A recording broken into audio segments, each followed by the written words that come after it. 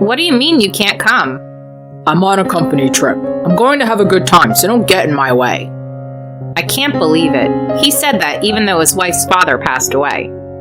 Hey, why didn't you tell me that my mom died? I calmly told him, it's your fault for not answering the phone. If you're going to resent me, resent your own stupidity. My name is Sophia. I'm a 32-year-old housewife. My husband Charles and I have been married for 6 years. We met because of our jobs and got married 2 years after we started dating. I worked after we got married, but quit after a year when our son Sean was born and became a stay-at-home mom. After the birth of our son, I basically devoted myself to raising him. But when he turned 2 years old, I started working part-time to save money for future tuition and other expenses. My husband is very busy with work and rarely helps me with housework, but my mother-in-law often supports me instead. When our son was born, we started living near my parents-in-law's house, which made it easier for my mother-in-law to come. Thank you for helping me all the time, Valerie. It's fine. I'm bored anyways.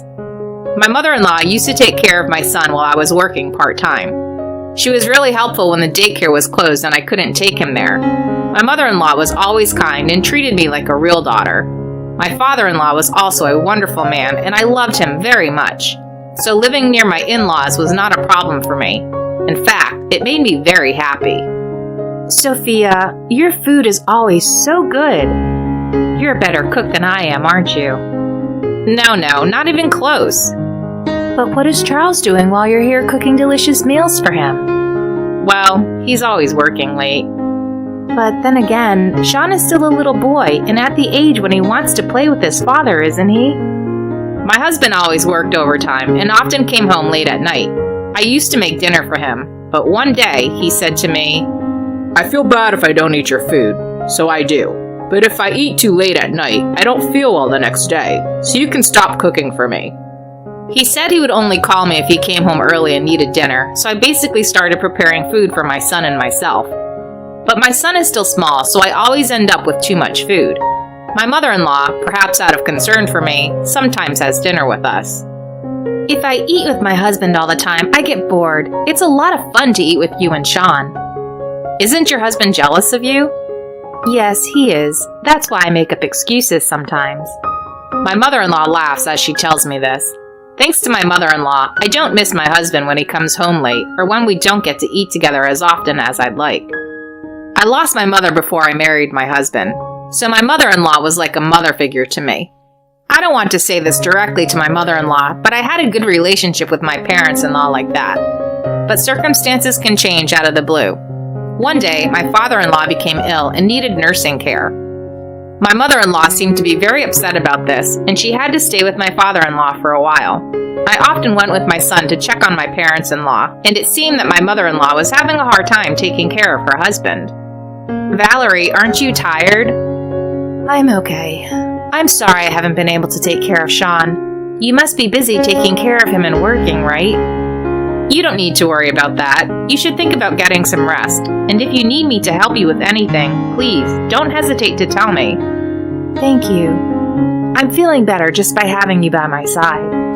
My mother-in-law tried not to show me how tired she was, but I could tell from being around her that she was still having a pretty tough time. So I asked my husband to go check on her. Your mother seems to act tough around me, and I think she's pushing herself too hard. So why don't you go see her sometimes by yourself? If it's just her own son, I'm sure she'll be able to relax. But when I told my husband this, he responded in a surprising way.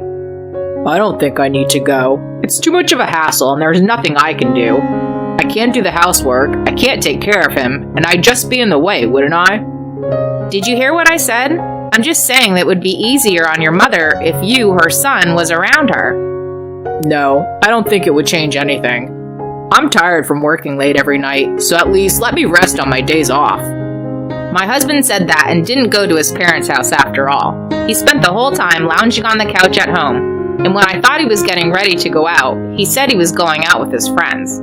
I became more and more disillusioned with my husband.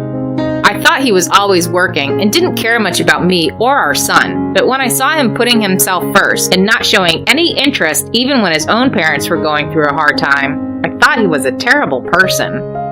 Then my husband found out he was going to be sent out of the city for work. It's in a rural area, but it's an urban area, so it sounds like a lot of fun. It's cheaper than LA, and I'm really looking forward to it. I see. I was looking at my husband with a subdued eye as I rejoiced. I guess he doesn't like being nagged by me about seeing his parents and playing with his son, so he's happy to be free from those days. But to be honest, I was glad he was leaving too. I think I had come to dislike him completely. No, I don't know if it was to the point of dislike, but I thought it would be better to keep my distance from him. From then on, I lived with my son alone. I was quite happy not to have to think about my husband's dinner when he came home early sometimes, and also not to have to wash his shirts and socks and so on. Just not having that makes the housework a lot easier. So the extra time I could afford to spend there, I decided to go to my parent-in-law's house to support my mother-in-law. If I was taking care of my father-in-law, I wouldn't have much energy or time left over to do housework, so I decided to help out with the housework. Valerie, dinner is ready. Thank you. You've been a big help. Well, you've always been a great help to me. Sean and I haven't had dinner yet, so come join us. Oh, that's so nice. It's going to be lovely. My mother-in-law seemed to find it comforting that she could eat with us. She was eating with a very relaxed expression on her face. My son loves his grandparents, so he was happy to be with them. I continued to go to my parent-in-law's house to help out in various ways, but then a very unfortunate thing happened to me. My father! To my surprise, I received the news that my father had suffered a heart attack and passed away. I was at my parent-in-law's house at the time and went to the hospital immediately after explaining the situation to my mother-in-law. Dad! There was my father, covered with a white cloth. He was fine when I saw him just the other day. We had just had a nice conversation and I had promised him that I would come back to see him again. I could not accept his sudden death. But I couldn't stand around grieving. I had to prepare for the funeral. I tried my best to put my mind at ease and rushed to make the funeral arrangements, thinking that I had a long way to go before I could cry. And then I called my husband. Charles, my father passed away. The wake and funeral will start tomorrow, so could you please come home right away? I thought my husband would say he would come home right away, but he replied in a way I never expected. I can't have that kind of thing coming out of the blue. I can't go, so I'll pass. I couldn't believe my ears. Wait, what do you mean you can't come? I'm on a company trip. Company trip? Yeah, that's right. I'm going to have a lot of fun, so don't get in my way. I can't believe it. He said that even though his wife's father had passed away. At that moment, I heard something snap inside me. You're putting travel above family, aren't you? You've been acting like you don't care about anyone but yourself all this time. Huh? What are you talking about? I'm the one supporting you in Sean's life. If I didn't care about you, I wouldn't be paying your bills. It's your duty as a father to provide for Sean. Never mind. I don't want you at the funeral. Why don't you just enjoy your company trip? What the hell? You just made me feel bad on the eve of the trip. If you don't want me to go, don't call me. With that, he hung up the phone. I was beyond angry and disgusted. Sophia, I'm sorry. My stupid son.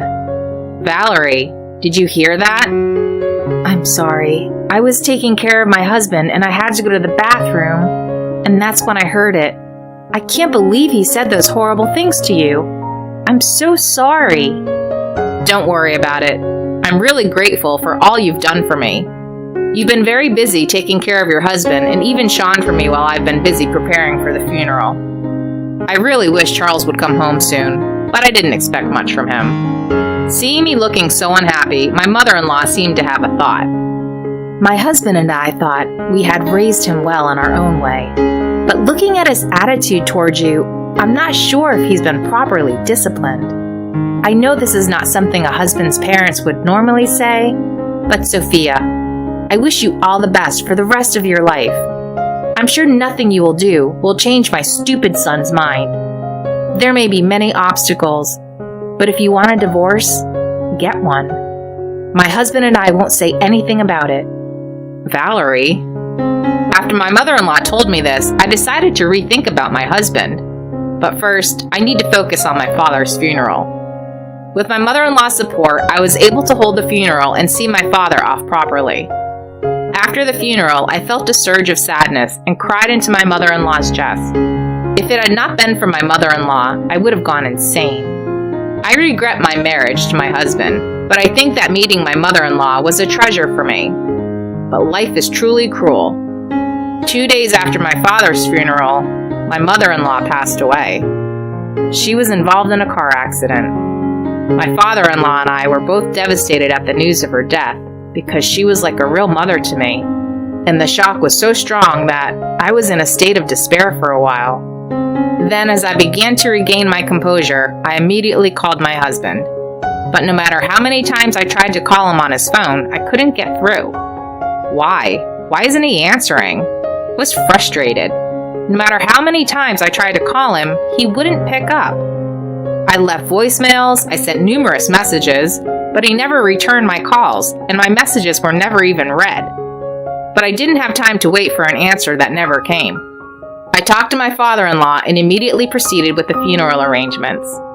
My father-in-law is in a wheelchair, so it was up to me to make the arrangements.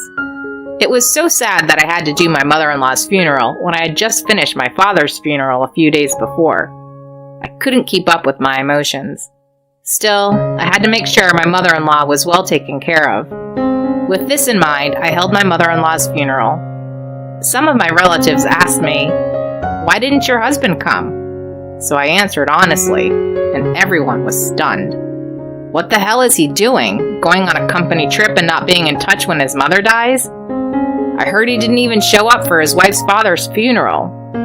Word of my husband spread through the extended family, and he was beginning to be hated by everyone. But I never felt sorry for him. I tried to contact him several times, so it was his fault for not being able to reach me.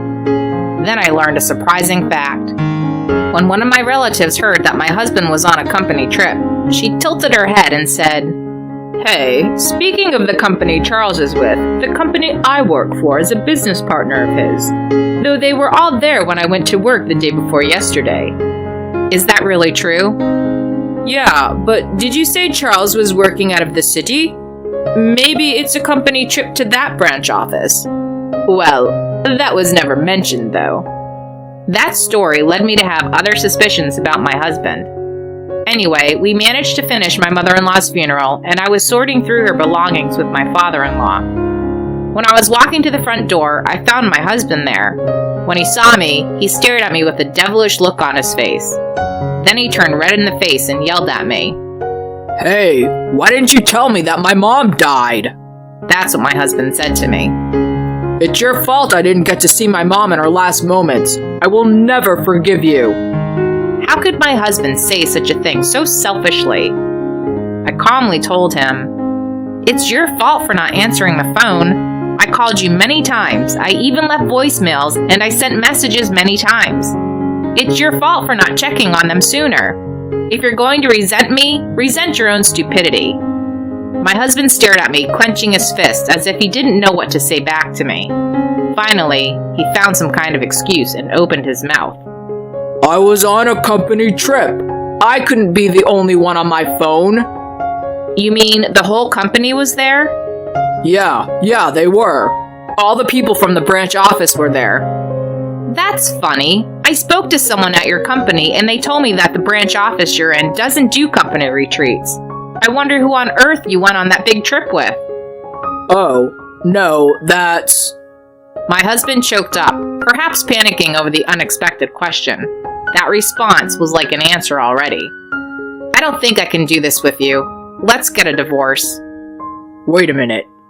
I'm not thinking divorce. I don't care if you're not thinking about it. I'm going to get proof of your infidelity, and I'm going to get a divorce. My husband was panicking once I brought up divorce. I guess he thought he could have an affair in the comfort of his own home, but I just couldn't let him get away with that so easily. In fact, I had even made a request to a relative. It was a request to investigate an affair at the company where my husband worked. The people at the head office were willing to investigate because if they refused, there would be all sorts of trouble. And at that time, according to the information from the employees, my husband and his lover, who were getting along well with each other, were often seen together.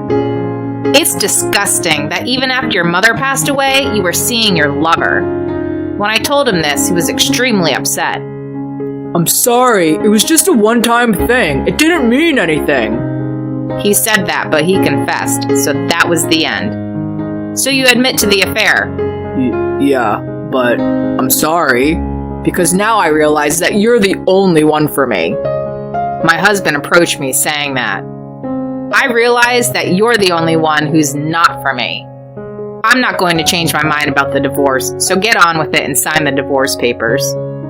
My husband was astonished at how firm my intentions were, and in no time at all, word spread around that my husband had been having an affair and what had happened at the funeral. So my ex-husband spent his days feeling ashamed of himself and gave in to the divorce. My father-in-law has been in a nursing home since then and is now making many friends with his cheerful personality. I'm sure he was sad when my mother-in-law passed away, so I'm glad he was able to make friends like that. After that, my divorce from my husband was finalized, and I filed for alimony against my ex-husband and the adulterer. I asked for child support from my ex-husband, and he is still unable to quit his job because he owes me a lot of money, even though he is looked at coldly by all his relatives and people at his workplace. The affair was with a junior colleague at the same company, but they stopped seeing each other after this incident. Apparently, my ex-husband was getting played by this woman. Well, it doesn't matter to me anymore. Meanwhile, I started living alone with my son. We are getting along well with each other, getting government benefits for single mothers, etc., and working hard at part-time jobs myself. I was able to gradually increase my part-time work hours and eventually became a full-time employee. Since then, my life with my son has become much more comfortable. Sometimes my son and I visit the nursing home to check on my father-in-law. He seems to really enjoy our visits. My father-in-law has cut ties with my ex-husband, and he doesn't seem to know how he's doing or be interested in him after that. I don't care about that man anymore either. All I want to do now is enjoy my life with my son. I'm going to continue to live my life and work hard, thinking only of watching my son grow up.